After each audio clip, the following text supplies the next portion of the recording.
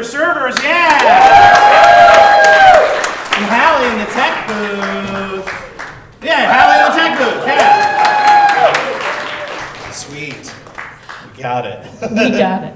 Good evening, Grand Rapids. I'm your anchor, Fiona. And I'm your other anchor, Sean. And because some of you maybe spent the morning waiting in the snow and the cold for this year's batch of Oberon, despite the fact that, eventually you'll be able to buy it here. I was, true story, going to do a bit where I stole one of the kegs of Oberon that we have waiting to be tapped, and I was going to pull it out, and then I realized how gosh darn heavy those things are, and I didn't feel like it. So, there you go. Behind the curtain for you all. But because I didn't do that, I was collecting the local, national, and world stories that you may have missed. You're welcome, Grand Rapids. This is NewsFlash. Dong ding, our top story tonight. We will begin in the Milky Way galaxy and will proceed to zoom in. Starting last night, Saturn's rings will seem to disappear for a few days. For the next several months, the rings will remain very thin to our eyes, and good for Saturn for setting boundaries. That poor planet has been asked one too many times if we can circle it back at work. Worst. In world news, well, yikes. That didn't last long, did it? Less than 2 months in. Yeah, I know, that's not really funny, but I know, it's just a thing that happened. Israel effectively ended the ceasefire agreement last week, killing 400 Palestinians, adding to the almost more than 50,000 that have been killed since 2023. Again, this isn't funny. There's no joke here. I'm just making an observation that a certain person in the White House didn't get all weird and condescending about starting fights he can't finish like he did with the Ukraine without our help. Weird. I guess Netanyahu said thank you an awful lot. That's gotta be what happened. That's gotta be it, yeah. Also, this is just such a breaking news story that I didn't even write a joke for it, but so why not put it here for another not joke. Apparently today, our frat boy of defense, Pete Hegseth, apparently he didn't just drunk text an ex, he accidentally texted The Atlantic classified defense strategies. But Hillary's emails. Yeah, no joke, just again, a thing that happened. In lighter news, scientists in Italy this week have successfully captured light and made it to behave as a supersolid. A supersolid is a solid that has ordered structure, but it can flow without friction like a superfluid. Physicist Antonio Giafante claimed that they used the light, mixed it in with flour and eggs, and let the dough sit for a half hour. They then flattened the supersolid mass with a rolling pin and cut into quarter-inch strips and placed into boiling water. When asked about the details of the complex scientific process, Giafante asserted, "First we eat, then everything else." So next time your dieting friend mentions that they miss pasta, tell them they're working on a light version. Thanks. I didn't know that's how they did it, but science. DNA testing service 23andMe filed for Chapter 11 bankruptcy, which might come as a bit of a shock until we look at the test results.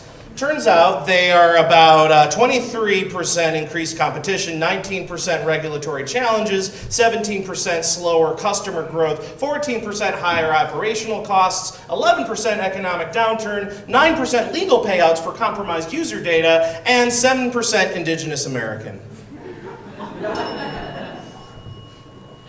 Retailer Forever 21 also filed for bankruptcy and announced it will be closing all of its stores. So sad. Providing nothing lasts forever. Just ask Johnny Depp. Now, if you want to find a Hello Kitty jumpsuit for 30% off, you'll have to settle for Temu, which means it will probably look more like Grumpy Cat. Maybe if they combine the resources, these two companies could just rebrand as Forever 44andMe. Oh. And it's just a place for elder millennial women to talk about the things they would have done differently when they were younger, if they knew how Ellen and J.K. Rowling were going to turn out. Ooh, yeah. Fulfilling one of many promises that no one really asked for, the JFK files were released to the public last week. Cool. Turns out JFK's dead. I didn't know that. What? Yeah, I know. Been for a while. So despite all this buzz and a chaotic release that doesn't add much context or helpful search tools to even see what was added or changed or included this time versus before, historians concluded there are no major surprises in this release. Yeah, basically it still looks like Lee Harvey Oswald was the lone gunman, but I guess, best case I can say, hopefully this serves as a warning to anybody out there thinking, even hunching that you might want to do something similar to a sitting U.S. president. Any U.S. president, really, doesn't matter who, but you're probably not going to get away with it. And if you do, they'll probably still talk about it for 60 years afterwards, whether you did it or not. So that's something, isn't it? Something to think about. Anyone?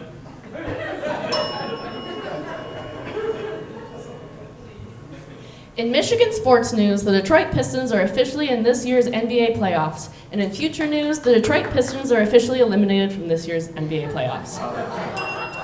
That was quick. In other sports news, former and current NBA players Shaquille O'Neal and Draymond Green are victims of an embezzlement scandal. Over $20,000 in donations each of them made to a nonprofit was stolen by its owner, Eugene Big U Henley Jr., a leader of a faction of the Crips gang, currently facing charges of extortion, robbery, kidnapping, and murder.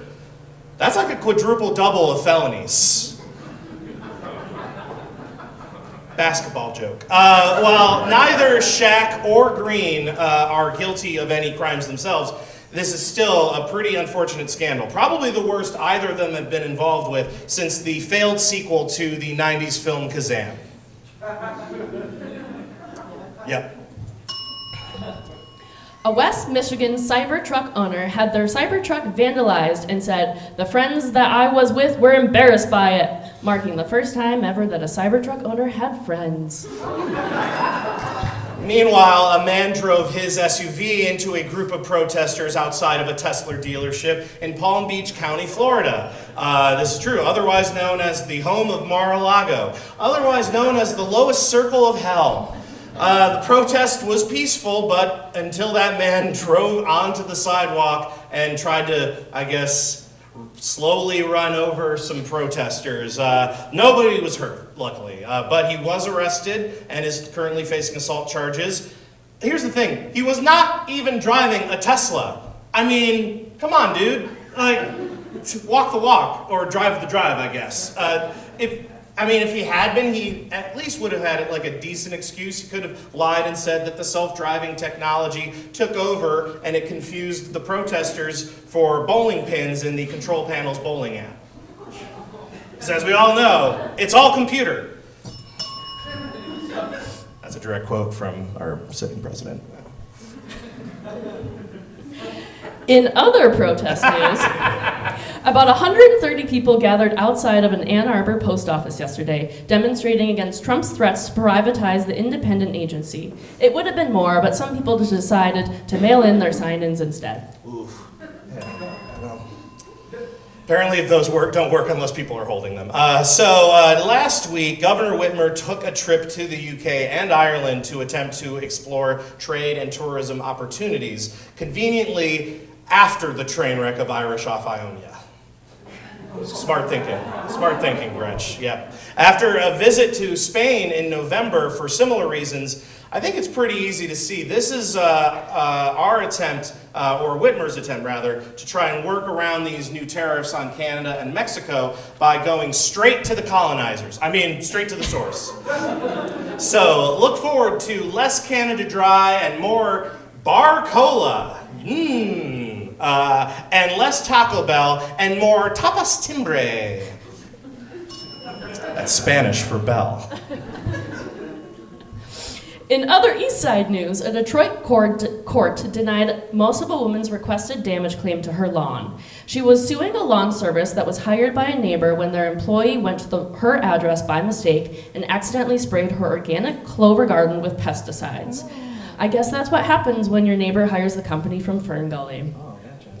The plaintiff with the green thumb Hold on a was second. still... There we go. All right, Okay, there we go. that makes that joke make more sense. The plaintiff with the green thumb was still awarded for physical damages to the lawn, as well as her herb, vegetable, and fruit gardens, for a total of $22,000, or about $100 from a normal grocery store. However, the court denied the additional $66,000 she claimed for emotional damage.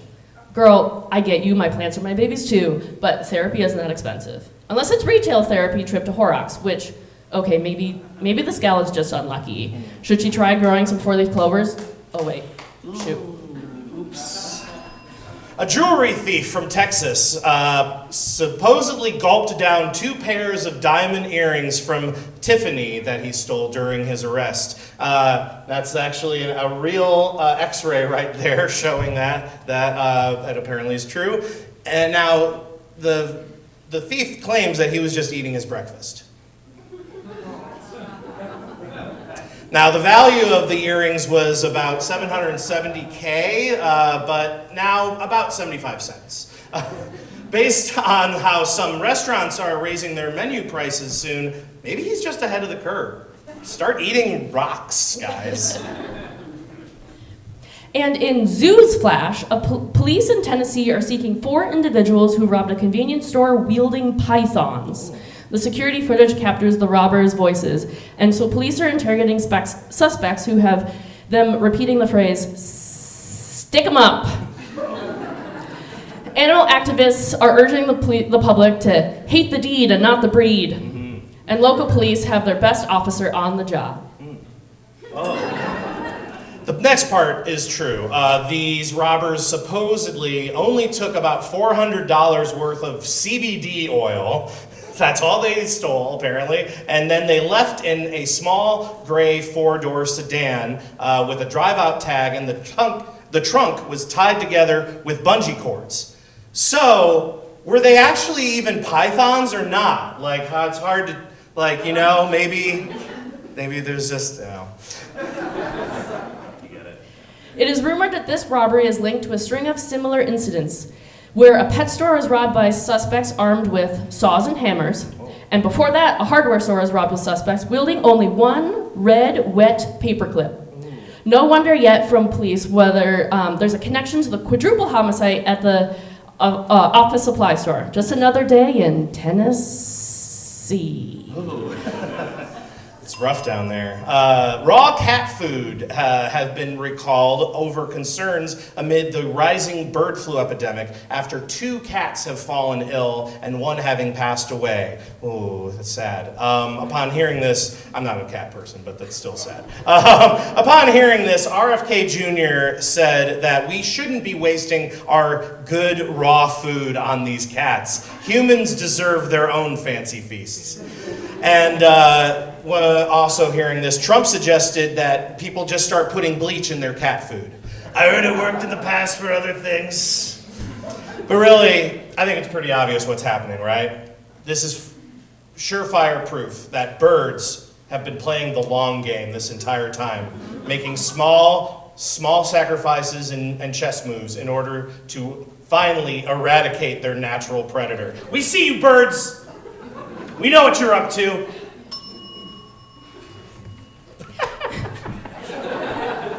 So stupid. Inside Sean's brain. I didn't even write that one. I'm just being. John Ball Zoo is holding a 5K run inside the zoo next month. The winner of the race will be meeting an animal, while the loser will be eaten by an animal. In both cases, it could be Jahari the pygmy hippo. Oh, look out. Okay.